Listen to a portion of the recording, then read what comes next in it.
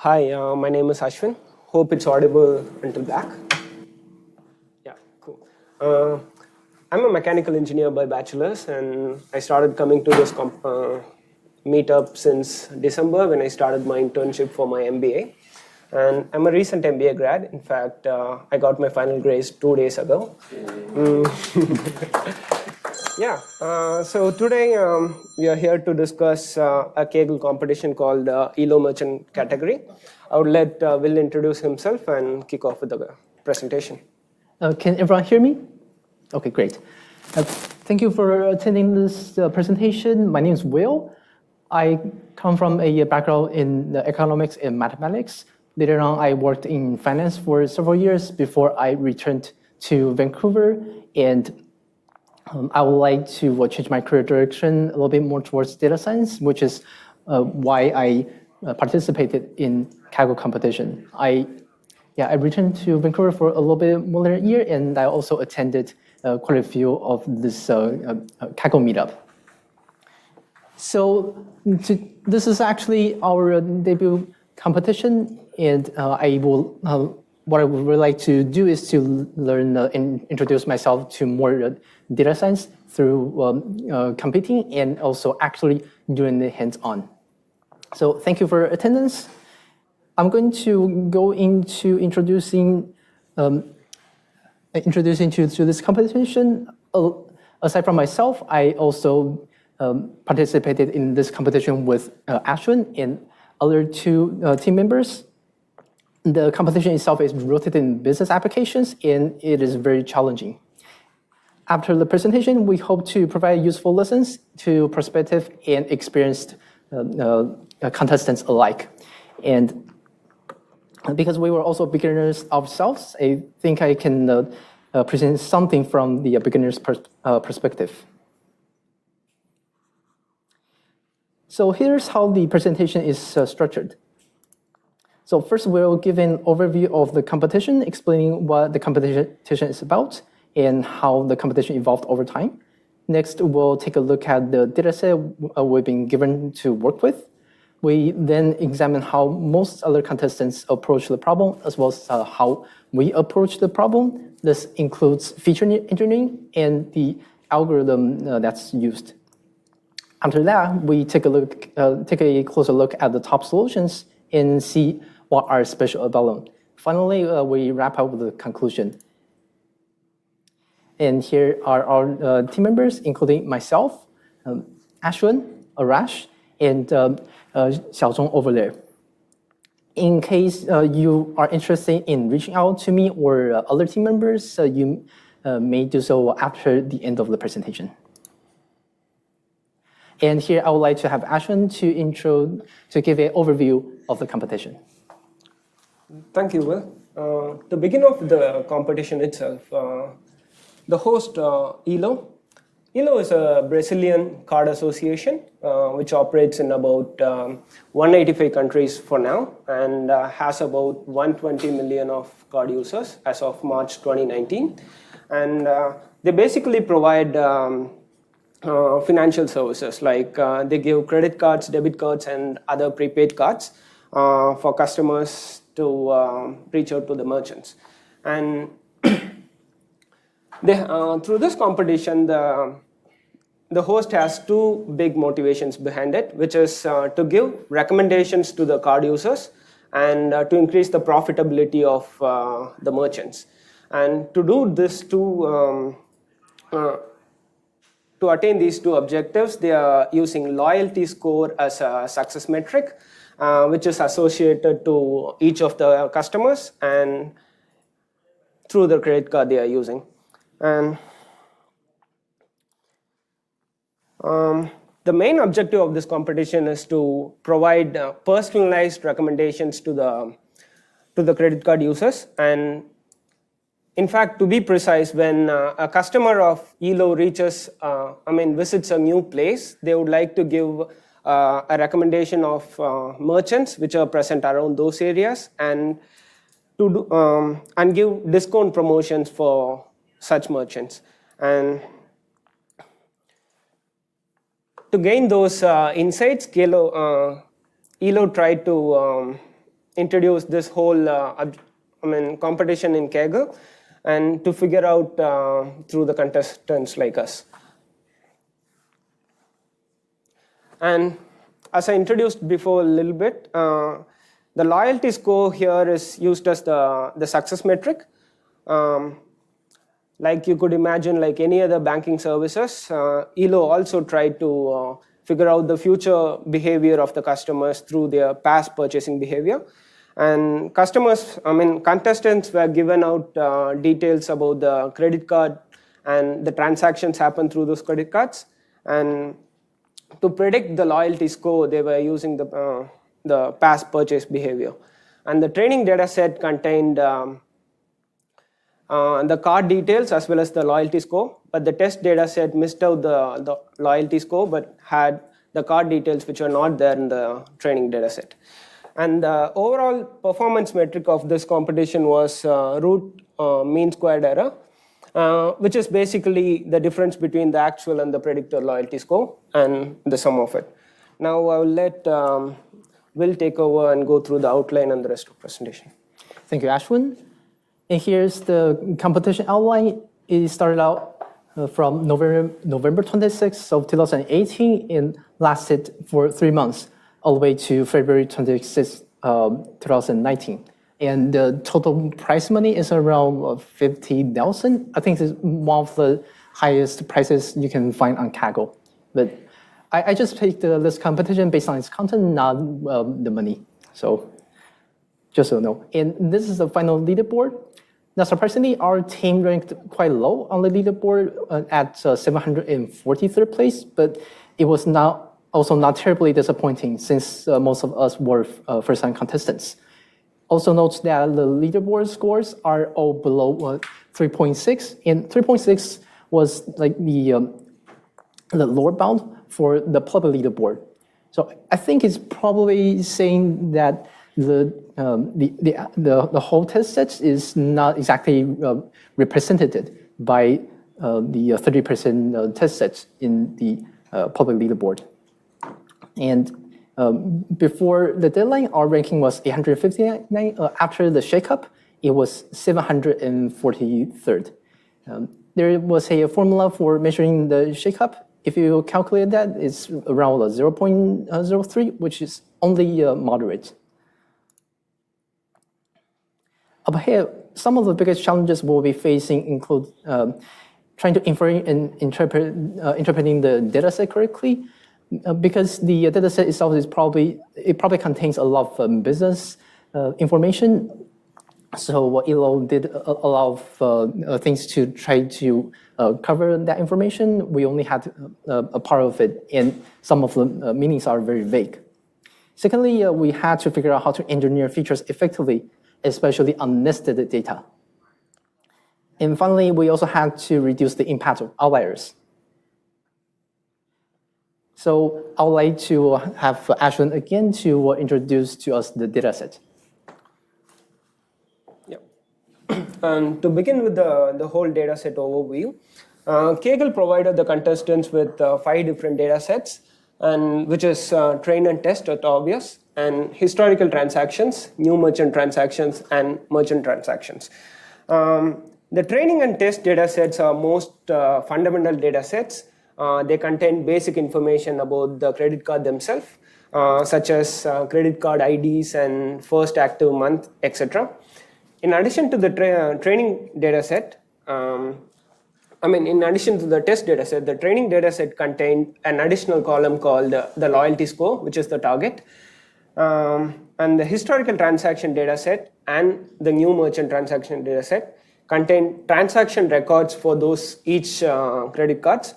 And those details were time, amount, and location of merchant, etc. And here, the historical transaction means that the data were recorded prior to the, yes? I wanted to ask if there was a history of loyalty score in the historical transactions and new merchant transactions dataset, or there was just one? We are coming up to that in the next slide. Sorry. That's okay. to begin with, the whole data set itself was pretty much anonymized, and meaning of the lot of the features that were given were not elaborated a bit. And this whole anonymity also had an impact on the contestants to predict it pretty accurately. And though external data were allowed, not many contestants were using any of those external data. And going on to the next slide, this gives you the whole timeline, and also answering the question here. What ILO basically did was it had, before starting the whole recommendation program, it collected the data for one particular month and chose a subset of its whole users and tried to predict their behavior for that particular month and gave recommendations to them and started recording those their behavior after giving the recommendations for the next 2 months. So they did the same thing repeatedly for the other subsets of customers, and they collected 2 months of data.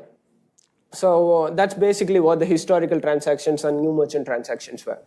And the new merchant transactions did not contain the merchants that were recorded in the historical transactions.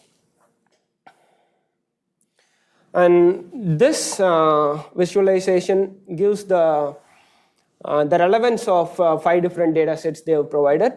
Actually, the whole data sets were given in 3 different layers. The first layer is the training and the test data.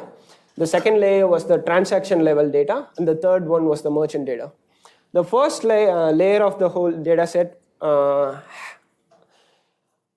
as obvious enough here, like the whole data sets were nested.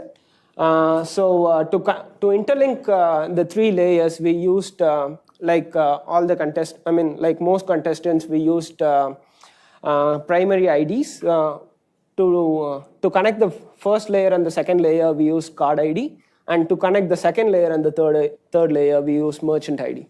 Though the whole nested characteristics of this data set added the richness to the prediction, but it also added complexity to the whole model itself. And as our target was loyalty score, this was the distribution of the loyalty score based on all the card IDs. Though this looks like a normal distribution, but the normality test we did proved otherwise. And as you see there was a small point there explaining the outliner. Outliner in the whole data set was just 0.67%. Though it might look pretty much insignificant in the number, but it actually had pretty significance in the RMSE score, and that's why we also, like most of the contestants, we felt RMSE was not the relevant metric for this whole competition, which we'll discuss in the further slides. Oh. Yeah. Is there any? Sorry, could we just wait for the mic? There's one coming from the front. Thanks. Is there any hint as to why so many of the loyalty scores were at like that specific value of minus 33.2? There's actually no explanation as to why that is, and there's also no explanation as to how this loyalty score was constructed. So, for instance, did ILO give out any survey to the customers and have them provide feedback, or is it calculated using some formula? ILO didn't explain that at all. And some contestants, they theorized that the outliers, they actually represented people who did not do any transaction at the recommended new merchants at all. But that also remains a theory. Good question, though. Yeah. And as we explained a bit earlier, loyalty score actually ranges over the entire real line, and it was not trivial. Thinking the insignificance of the whole outliner, we tried to remove the outliners and see the model. the whole RMSE score dropped from 3.85 to 1.71. That's when we realized the outliners had a huge impact, though it was an insignificant number. And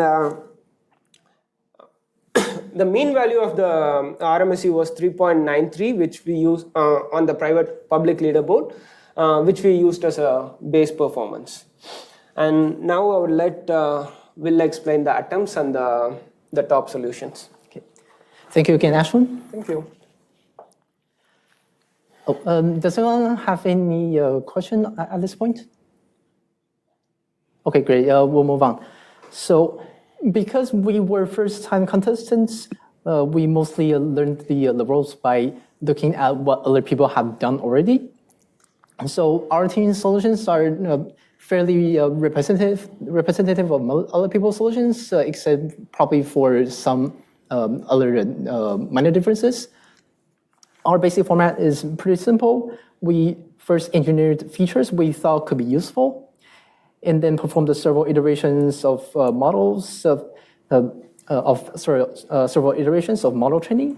After the training was complete, we entered the data set to make predictions.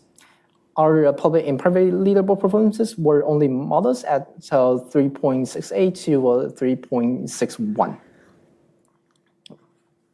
Next slide. And one of the major challenges in this competition was to find a way to aggregate data. Data points in this competition are the individual credit cards, and each has its own transaction history, which can have very number of transactions. So the data points can be thought of as matrices with varying numbers of rows. Most existing machine learning models, as you may know, can only take in vectors of a fixed dimension as individual data points. So to accommodate this, then we need to find a way to aggregate or transform the credit card transaction histories. And that is not an easy thing to do because there are many transactions possible. On top of that, there are also several other difficulties. So first, both numeric and categorical data were present.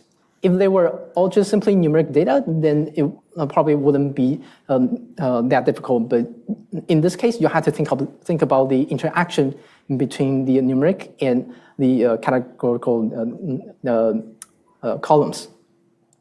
Next, the number of transactions varied from card to card. This is pretty natural, but as mentioned before, no machine learning model was able to accommodate that, well, as far as we know. Third, transactions are associated with time. For example, exactly when you made that transaction. And these transactions can have intertemporal dependencies, meaning that if you observe a particular outcome in the past, then certain outcomes in the future are more likely to occur.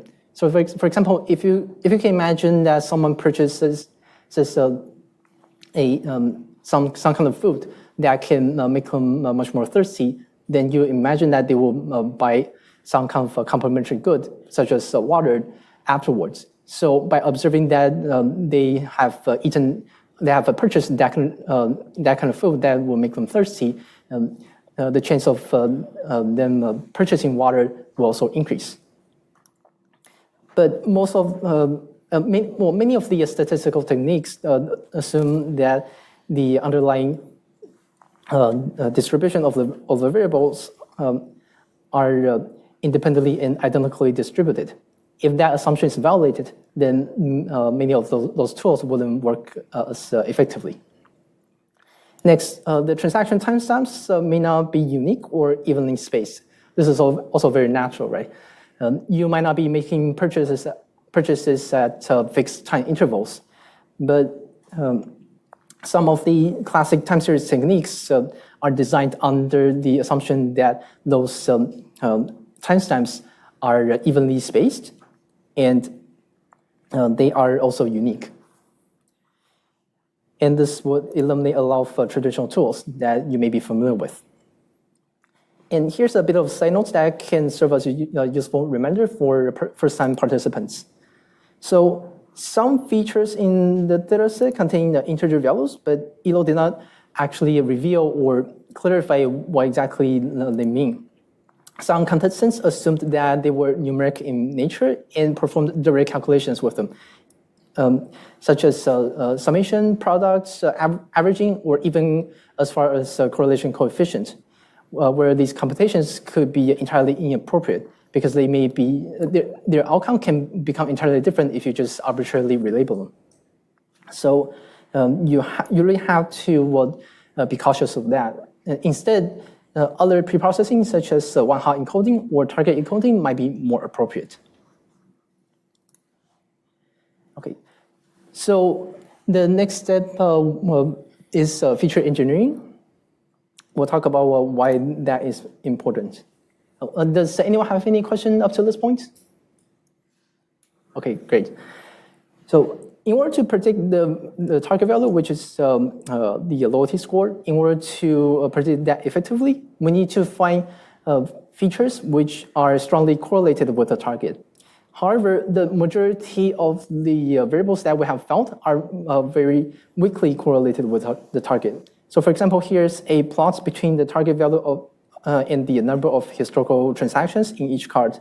And you can see that the plot is almost flat around the mean of the target value, meaning that this variable is a very poor explanatory variable for the target. And something similar can be said about, about most of the categorical features as well. So for example, this is what's called feature 1 in the training sets. Once again, ELO didn't explain what feature 1 is exactly. It's just a categorical variable with 5 different values. And you can see that if you plot the target value by the feature values, most of them line up like almost on the same line and have a very similar shape. Whereas if feature 1 does have some predicted power of over the loyalty score, you will at least expect one of those distributions to be significantly far away from another. So because many features are very weakly correlated with the target, we need to engineer new features, hopefully to increase the predictability of our target. But this leads to the next question, though. There are virtually infinitely many different ways you can transform your features, and there's no clear guidance on how exactly we should perform that transformation. So what exactly can we do? So we looked at many existing kernels, and we figured that we're going to take a very similar approach. We first of all converted a lot of the timestamps. So by just about any way that I can think of, we extracted the quarter, month, day, hour, and also the week of year, etc., from the timestamp. And we also found something that's called price, which is the purchase, which is defined to be the purchase amount over the number of installments. Well, it's not exactly date-based, but it's also a very common variable. I think, well, obviously the idea is that the price can influence your customer's purchasing decision. So that might also have something to do with customer satisfaction about your recommendations. We also included holidays. So for example, we calculated the difference between the purchasing timestamp and the dates of these holidays. Holidays may include Christmas, Valentine's Day, Black Friday, etc. Days in which purchase may experience a spike. And finally, we also found something called the elapsed time, which is the difference between the date of the card's first active month, which is the month that the card made its the month when the card made its first purchase, and February 1st, 2018. In February 1st, 2018 was commonly believed to be a universal date, so by which ELO starts to recommend new merchants. But if you take a closer look at the data set, that is actually not the case. So I think as a contestant, you really need to challenge common belief as well. Well, so after we created those date-based features, we performed simple statistics with it. So we calculated number counts, so summation, maximum, minimum, the average value, as well as the standard deviation. These are pretty simple calculations that we tried as a first step. And here we have some commonly created features we saw in the competition. Once the features were created, they were supplied to a machine learning model for training. We usually perform the 5 to 6 iterations with or 5 to 6 folds of cross-validation with those models. After training, we made predictions on the test sets and assessed the importance of those features as well as how well the model performed. However, adding too many features in the model usually leads to having unreliable parameter estimates, as well as risking the model of overfitting. Overfitting means that it may perform very well on your existing data set, but its predictions are very poor if you give it a new data set.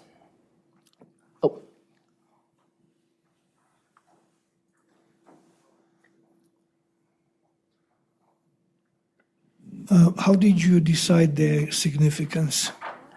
The significance of features? Of features. Yes, we'll actually go into that later. There are several thanks. techniques for doing so. Yeah, thanks. To prevent overfitting, we need to select only features that do contribute to making predictions. And cutting down features also has the benefit of parsimony, meaning that the model becomes much simpler to interpret. Although how simple or complex the model actually is ultimately it depends on the distribution of the population that you are interested in, as well as customer behavior. And it's not entirely something that the data scientist can dictate. Next, we'll just briefly talk about LightGBM, which is one of the most popular algorithms that's being used. Does anyone have any question up to this point? No? Okay, great. So LightGBM is a gradient boosting framework applied to decision tree algorithms. I'm not an expert in this area, but basically, to the best of my understanding, gradient boosting means that you apply one weak machine learning model after another, and the next model tries to correct the residual that the previous model didn't capture. LightGBM is very flexible. It can be used to perform various tasks, including regression, classification, ranking, etc. And it is especially designed to deal with a large data set. So datasets that have many rows as well as many columns. So to reduce the number of rows used, it applies the Gauss technique, which picks out rows that contribute to the greatest information gain. And information gain is usually represented by the amount of gradients that you see in the log loss function. To reduce the number of columns used, it applies the EFB technique, which combines mutually exclusive columns into a single column. So the authors, they observed that many data sets, they have very sparse columns, meaning that if one column has a non-zero value, then the other column is likely to have a, if one has a non-zero value, then the other is more likely to have a zero value, and vice versa. So you can combine them, and it's usually possible to break them apart and without losing any information. Go ahead, please. Try any other algorithm? Yeah, I mean, LightGBN is so popular in this competition that most of the time I only see a LightGBN. Some people they tried neural network and other algorithms such as Cat Boost, but I didn't go I didn't study into too much detail on that. Yeah, thank you. So LightGBN has many other advantages. So it's fast, it's accurate, and it also takes a lower memory to run. Most importantly, it provides feedback on the importance of the features. And although it tends to overfit when the sample size is normal than 10,000, our data set right here is like nearly 200,000. So I do not think this is an issue. So after the training, you can see that LightGBN provides feedback on how important the features are. Yeah, I think I forgot to mention that LightGBN is based on decision tree. So in decision tree, predictions are made based on very simple binary decisions. And if you try to visualize it, it looks like a tree with many split branches. Oh, sorry. Well, go ahead, please. When it says the more often a feature is used, the more important it is, does that mean the more often that feature is contributing to an output of the model? I think so. I think there are several different ways you can measure it. So one is by how many times it's being used for decision making, and the other one is how much gradient it contributes. Yeah, but I didn't go into I didn't study too much into the technical detail. So, but what the split count is that as you can see here, the more often the feature is used in the model, the more important it is. But to answer your question specifically, few features might have a direct correlation with the output, but some models might use the same feature in many different ways to get the answer. So it's not a direct representative to say like the more the time the feature is being used, it has more significance. And I surveyed the many kernels, and I think I find that some of the most significant features contestants found included elapsed time, which we explained was the time when the credit card was first activated, the difference between that date and February 1st, 2018. Some other ones included the latest historical and new merchant transaction dates and the difference between the earliest and the latest new merchant purchase date. Curiously though, like almost all of them are purely time-based and they don't really seem to have any intuitive connection with loyalty score. So if loyalty score does represent customer satisfaction, then we will expect something else to be related to the loyalty score. So for example, after you make a new merchant recommendation to your customer, we observe that customer starts to buy things more often with that merchant. In that case, that merchant's loyalty score, that customer's loyalty score will probably become higher as opposed to shopping at that merchant less often or none at all. But here we only observe purely time-based features being the most important, which is pretty strange. In introductory feature engineering, most features are still weakly correlated with the target value. So here's one plots of target value versus total historical purchase amounts, and we can see that the plot is still pretty flat around the average. And this one as well. This one is the average number of authorized transactions. So transactions are either approved or not approved. And after counting it, so we plot the relationship between the relationship with the target value, and the correlation is still very poor. And towards January, I think it's pronounced Barosaskas. I'm not sure. But he is a long-time contestant at Kaggle. He made some dramatic claims about how the purchase amounts and the loyalty score and other variables can be reverse engineered to uncover their hidden meaning. If the reverse engineering does decrypt the anonymization, then stronger features could be made, and this could potentially be a game changer.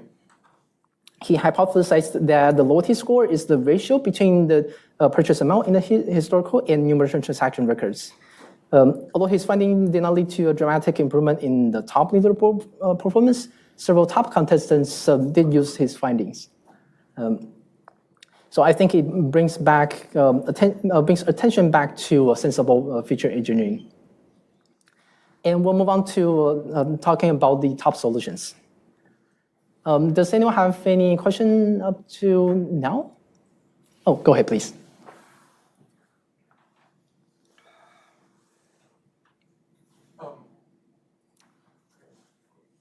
Okay. Regarding features, how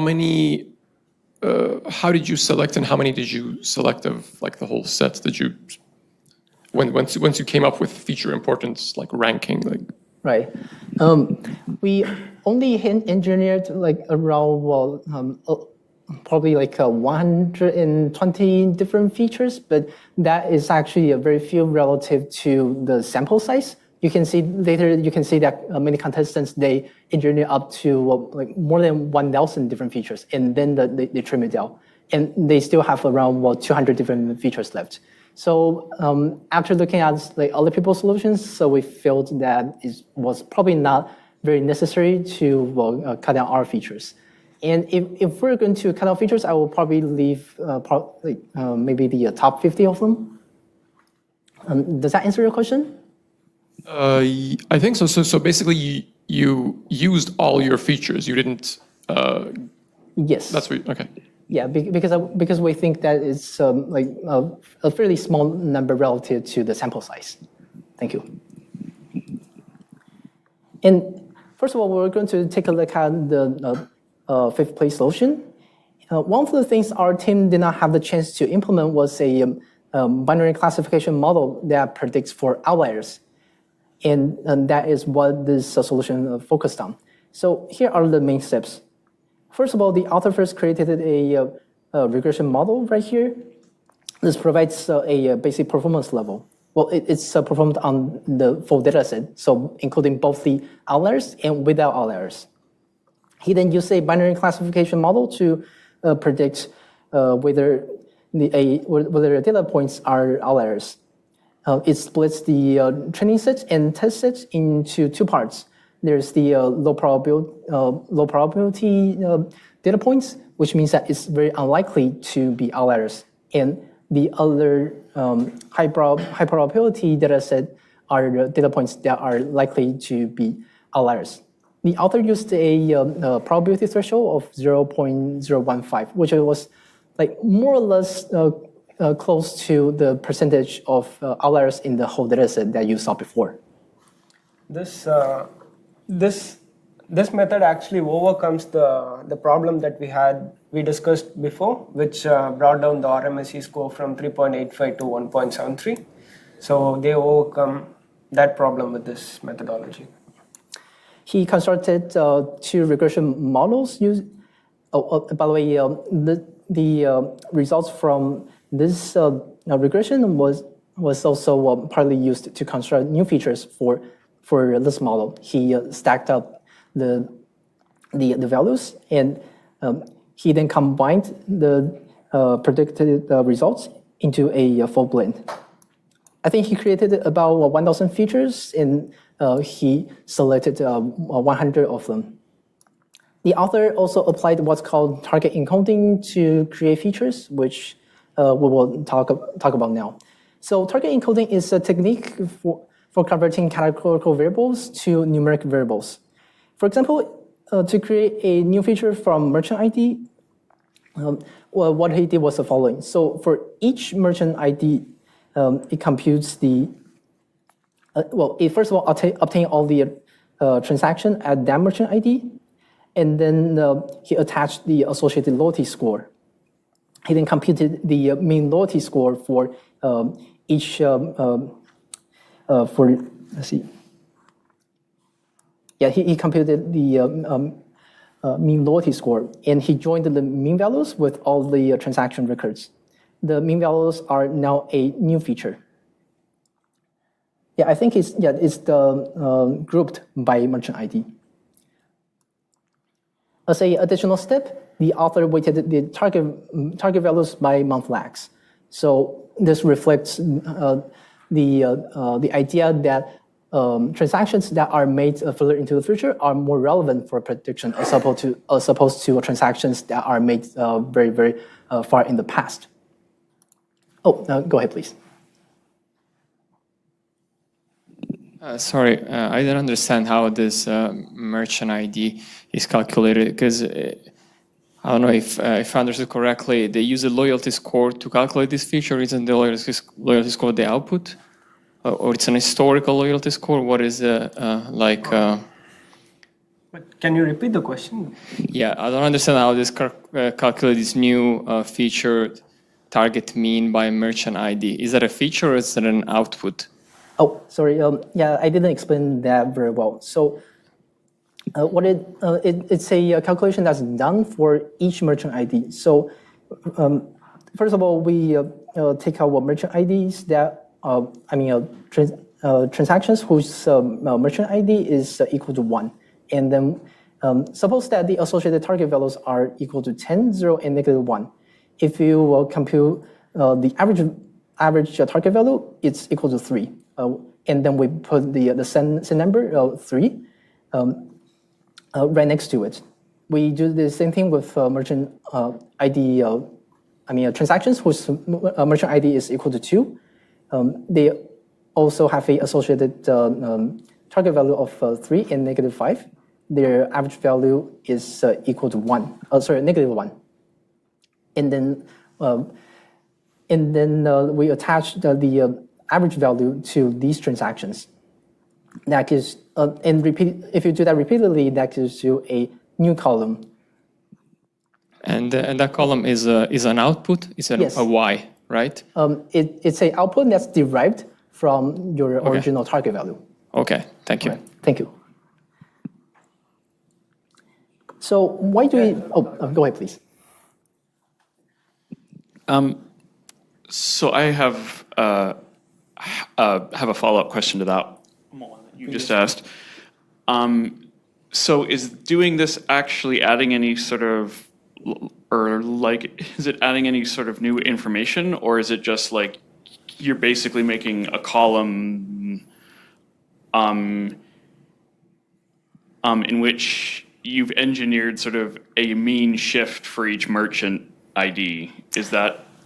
Well, I think it should be understood as a way of converting categorical variables into numeric variables. Numeric variables are usually much easier for machine learning algorithms to process, and using this approach also it tries to maintain a particular relationship between this categorical variable and the target value. So you're not just simply creating something that has nothing to do with your original target that you're trying to predict. Okay. All right. Yeah, like I can sort of see what it is doing. I'm just not sure if it's necessarily adding anything. Go ahead, please. Oh, okay. This kind of group by This this kind of group by feature. Well, we do this because the tree-based model, like Julian cannot find this kind of information. So this is depends on what model you use. Oh, okay, I see. Okay. This is some new feature.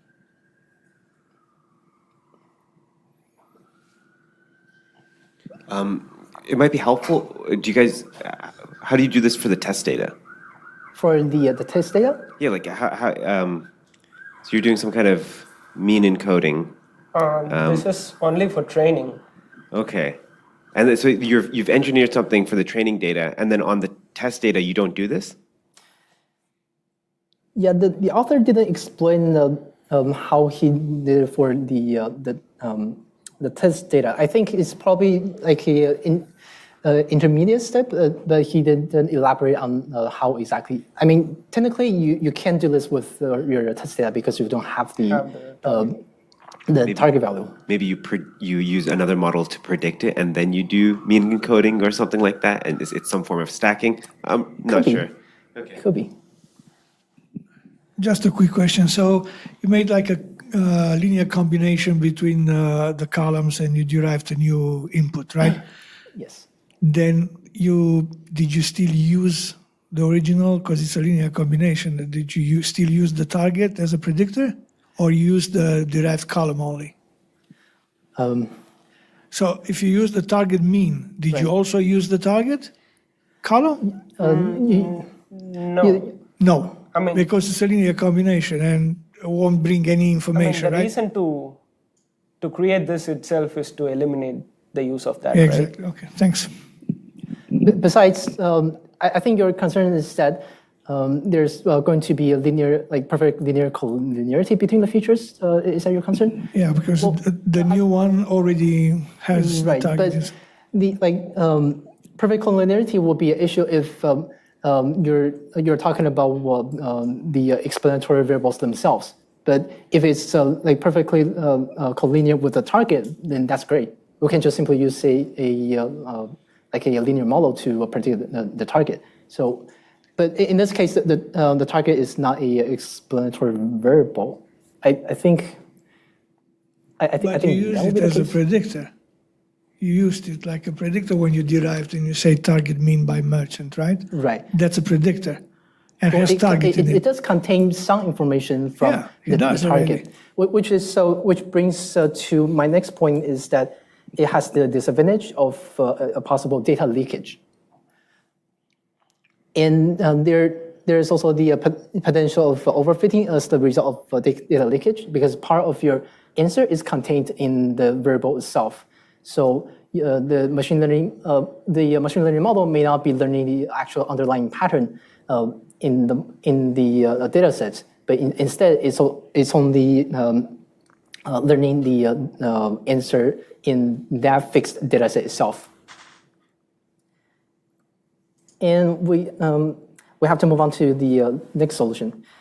So what the author did was that first he performed a few preprocessing with the data and then formed 8 different combinations of the data set, playing with different combinations of transaction data, merchant data, and whether the transactions were authorized. Let's see. After that, he performed a bit of engineering using word embedding and meta features. I was going to wait until you got to the outlier classifier, but I wanted to quickly ask if you knew what kind of model they used for the outlier classifiers, whether it was like some unsupervised thing or whether they were semi-supervised, something like that.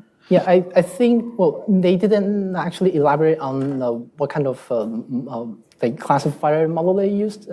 It could be as simple as, say, perhaps logistic regression, but yeah, I would imagine that is completely supervised.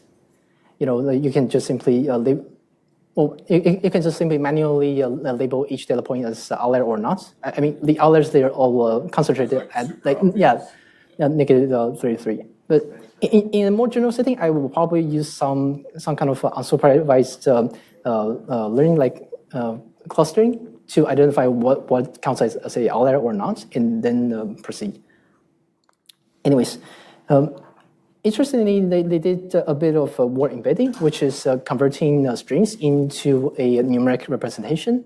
I don't think that contributed to a lot of improvement because we don't have Word documents that contain a very rich set of information, but instead we only have merchant IDs or car IDs, which I think are fairly randomly constructed. They don't really contain much information in themselves. So I doubt that word embedding was actually very useful. After feature engineering, the author went on to feature selection, which he applied target permutation as well as singular value decomposition. And we'll talk about the feature selection techniques later. But similar to other solutions, they did a bit of post-processing using a other classifier. And they eventually combined the predictions from those different models into one final prediction. And here's just a recap of what I mentioned before. Let's talk a little bit about target permutation. So target permutation is a technique for better identifying feature importance. What it does is that suppose we have a metric for measuring how important a feature is. The key idea is to identify whether this feature's importance that you measured like once is actually a generic case importance, or is it actually relevant to the population you have at hand. To do so, we try to permutate or shuffle the target values and measure the feature's importance. Because by shuffling, you're essentially making the target values being like not very representative of your original distribution. So it's a generic case, so to speak. You do that several times, for example, at least 5 times.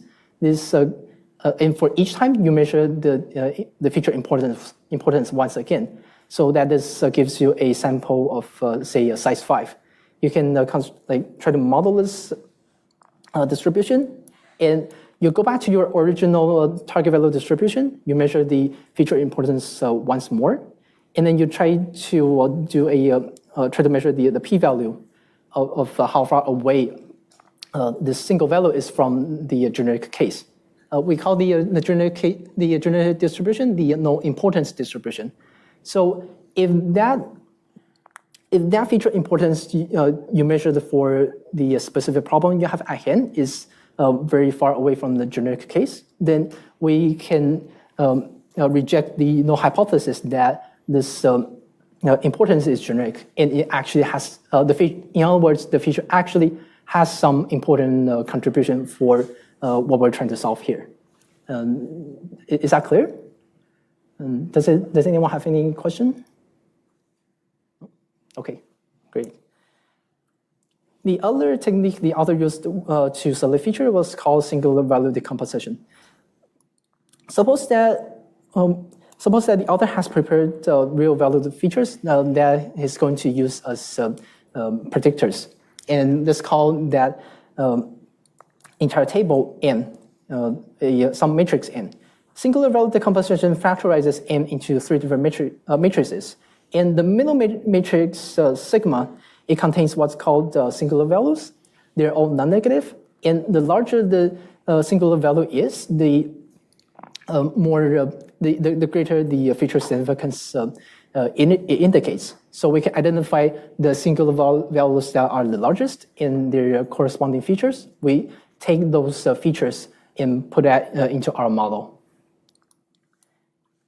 Yeah, it's a very simplistic explanation of what this technique is, but that's the essence of it. Does anyone have any questions, concerns? Oh, go ahead, please. These two SPD and the other one, is there? Can we get to that? Are there functions, say, in Python libraries that do this, or do you have to actually code this yourself? I think there are existing libraries that can do this, because singular value decomposition is common. It's fairly well known, All right. at least. And by the way, it's also very closely related to principal value decomposition. I think it's matrix V that represents if you do that represents a rigid rotation in a multi-dimensional space, and once you perform that rotation, it turns one of the features. Well, one of the features will have maximum variance. So, yeah, that's just a little digression. Go ahead. Yes. So basically, this is done on basically already engineered feature, basically, Yes. right? Yes. So that would not work with any not encoded categorical and stuff like this, I assume. It wouldn't work for categorical features. So which is why you need to convert those need one. categorical features first. Okay, great, thank you. Thank you. Yeah, this matrix that you've created finally, is this sort of a correlation matrix? Not quite. Well, the matrix V is related to the correlation matrix of M. I think you multiply N transpose and then multiply that by V. You get a rotation. You get a rotation in the n-dimensional space, such that you maximize the variance in the new projection. That's one way it is related to the correlation and covariances. But other than that, go ahead, please. So that means you are reducing the dimensionality of the problem here. Sorry, I didn't quite hear you. That means the dimensionality of the problem is reduced. You're reducing the number of features finally using SVD, is it? Yes, you can reduce the number of dimensions, and this technique can also be used to simplify a collection of data. So you can identify like some of the lowest values in the matrix sigma. You turn them into 0, and you multiply all the three matrices again. The new product is going to be different, but very close to the original n. Yeah. Well, it's for simplifying data, but it doesn't have that much to do with what we're trying to do right here. So, okay, good questions. Sorry, I had to move on a little bit. So moving on to the 10-place solution, this is a much more time-oriented approach. The author created a lot of time-related features. I think it's likely inspired by Barosowska's findings about how he was able to reverse engineer the features to quote unquote uncover their true meaning. But basically, the pipeline looked like the following. So he did some preprocessing using count vectorizer to convert ID data into a word count, and he then computed the he basically was playing around with different lags of months. So what he did was that he computed the purchase amounts at different time intervals. So for example, purchase amount of transactions that are 2 months apart, 4 months apart, and 6 months apart. He then applied row limit and simple exponential smoothing to remove the noise in the data. And this helps to get a more accurate representation of the trend underlying the data. He finally calculated the average minimum and maximum purchase time between the closest transactions. And he created a bunch of different features, so 6,500 different of them. So you definitely have to trim it down. For feature selection, he used he first of all got feedback from different machine learning models. So, for example, LightGBN, as well as some other algorithms.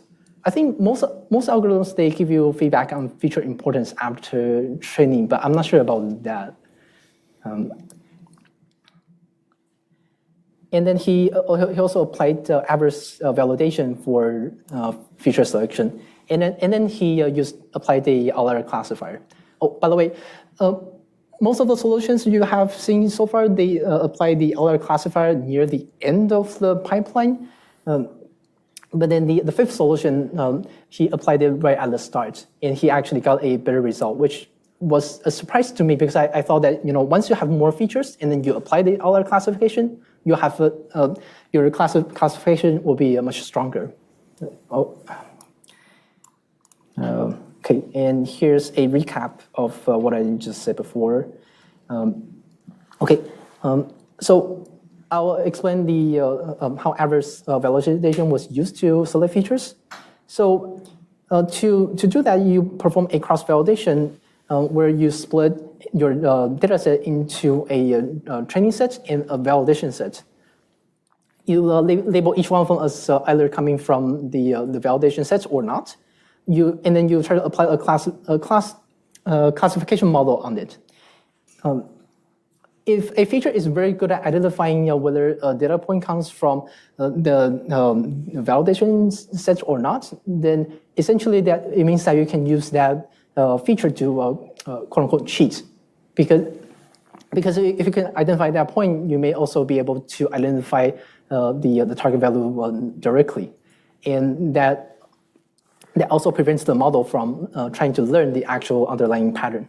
So we are going to discard those features that are good for separating the test set and the validation set. And the ones that remain are the ones that cannot do so. This helps to prevent data leakage during training, and the model can learn to predict the loyalty score better. It makes the model much more robust to new data. A similar principle can also be used to discard rows that are also that can also leak data. Does anyone have any question about this technique? Did you split the data in any special way, or how would you be able to identify whether a point is from the data set or from the validation set from one feature? I didn't implement this technique myself, but I would imagine that you'll probably split the data sets into training and validation randomly, and you label each as either coming from the training or the validation sets, and you will try to make predictions. Sorry, does that address your question? I feel like that didn't really answer. Yeah, the thing I wasn't sure about whether the sampling is entirely random or whether it's somehow a weighted sampling scheme to split data between validation and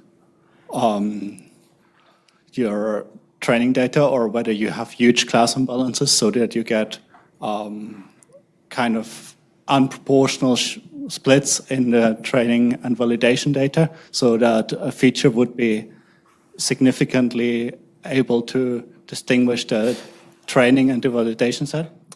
That I'm not sure. Yeah. The author didn't elaborate on like how exactly he did it either. Does anyone have like any familiarity with adversarial validation? No.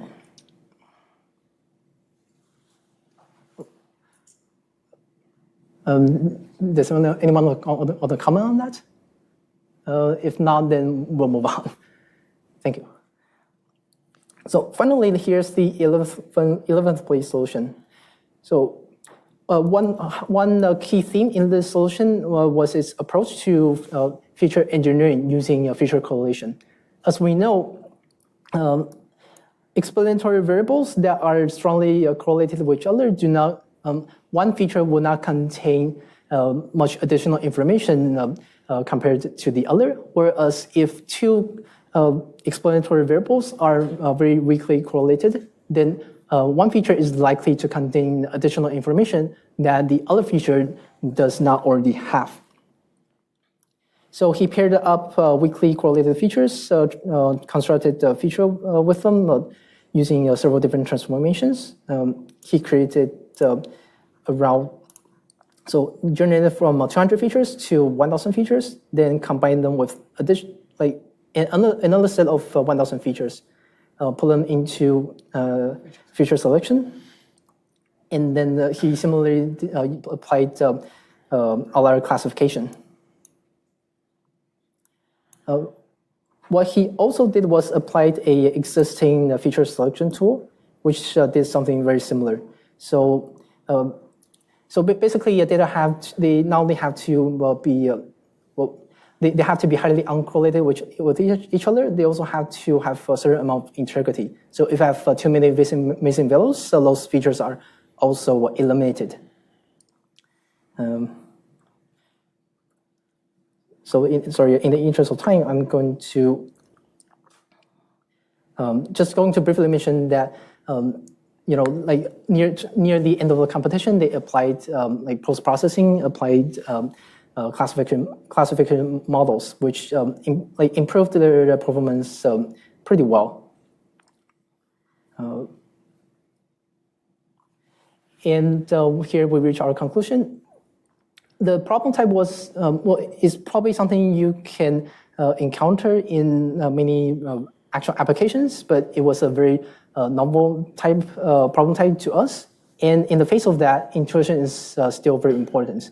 So, for example, for constructing new features, instead you saw that we were constructing features just simply by trying to throw basic statistics and blindly guessing.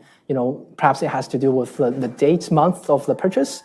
But if you can use your intuition or reasoning a little bit better, you could probably construct stronger features. So, for example, if you can try to count how many times this customer has purchased at this merchant, it could probably be a much more accurate indicator of how much loyalty you have gained through this promotion program. Next, it is very important to train with and without outliers to help make the predictions more accurate. We have seen that every single top solution did it. We didn't. Is something we had to improve upon. Finally, feature selection and cross-validation will help to make the model less likely to overfit. And the author for the fifth solution also said that don't be too bothered by your performance on the public leaderboard, but instead trust your local cross-validation instead. And we also need a much more principled and systematic way to construct features. So, like I said before, apply intuition. And I also would like to see, perhaps in the future, someone can develop a machine learning model technique that can take in, for example, nested data with a varying number of observations. So, for example, in this case, each credit card, technically each credit card is a data point, but then each credit card contains multiple number of transactions, and that number can vary from card to card. We would like to know a way to deal with that properly. And before we wrap up, we would like to have Ashwin to discuss the business application side of things a little bit. In the interest of time, I'll rush up a bit. So, in an ideal world, as being a data scientist, we all know developing a model and then collecting the data based on those models would fetch more insights than having a data and making a model to just know what it is based on whatever is available. And that was the pretty much case with this competition as well. And the other problem was the whole data was pretty much anonymized, so which led contestants to make guess, and that actually had a significance on the predictions itself. And also, when coming to the metric they used, that is RMSE, which like most of the contestants, we also felt it was not a right selection of metric here, because though the outliers were pretty much insignificant, but it actually had pretty significance in the prediction score in the overall. So for a business like ELO, where losing 0.67% of the business might not have an actual impact on the business, but few businesses like banks were having a wrong prediction to know whether one particular candidate is a right candidate to allot a loan might have a huge impact on their business. So such metric have impact on that as well. So we'd like to conclude with this. If there is any questions, we'll be happy to answer that. Yeah.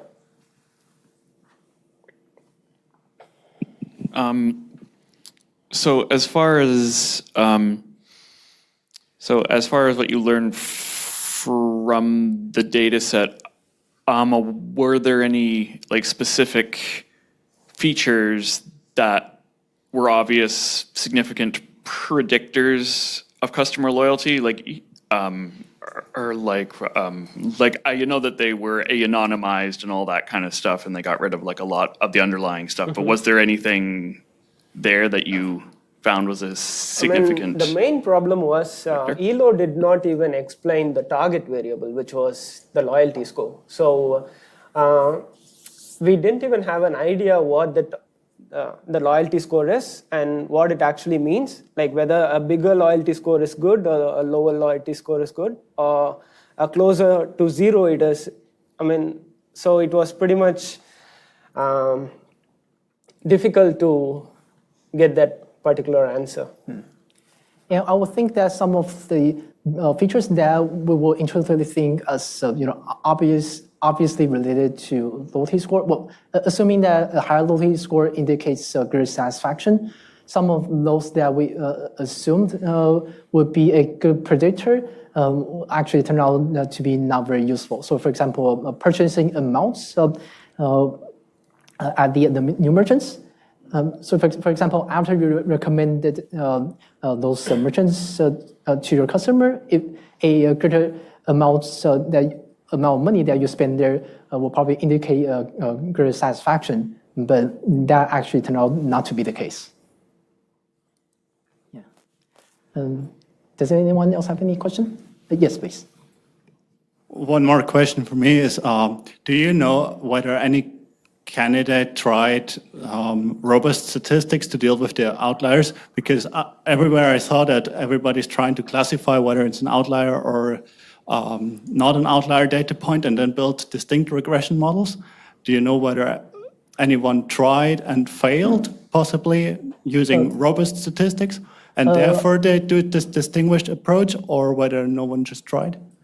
Yeah, I think most of them I saw they applied outlier classification, but no like robustness statistics. So no. And the other thing about the model was, you said this nested model, you would need a model for nested data. Yes. Couldn't you just use one of those graph machine learning models where you represent your data points, which don't need to be necessarily one-to-one connected in a computational graph, have some edges, and then train on that? Sorry, could you repeat the question? You build a graph in which every data point is a credit card, a customer, or a transaction, and then you learn all the edges in between them, and to get around the problem with your nested data structure. Yeah, could be. I haven't seen anyone done it before, though. I'm not sure how that could be implemented. There's some examples around, but yeah, let's say. Yeah, but that could be a direction for the future, I think. Go ahead, please.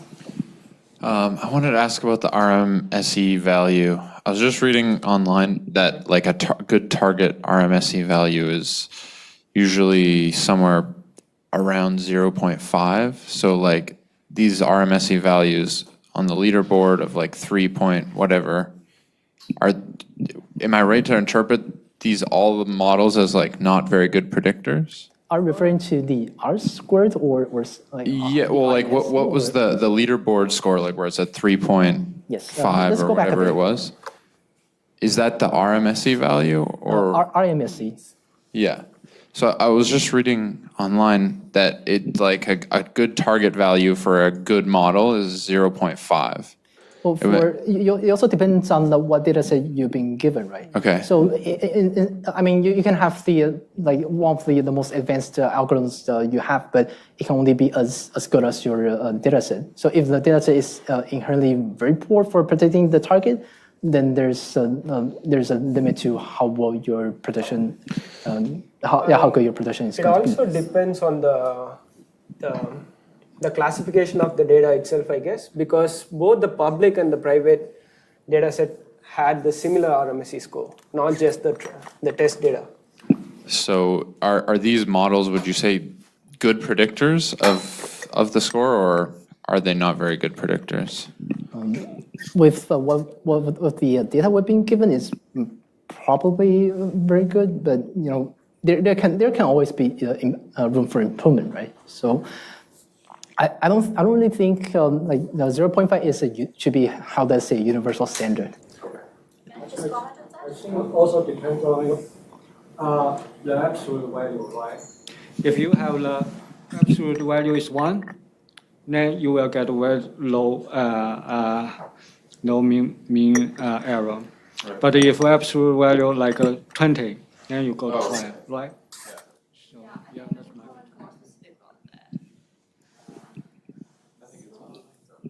So the point actually just to simplify, to explain what happens.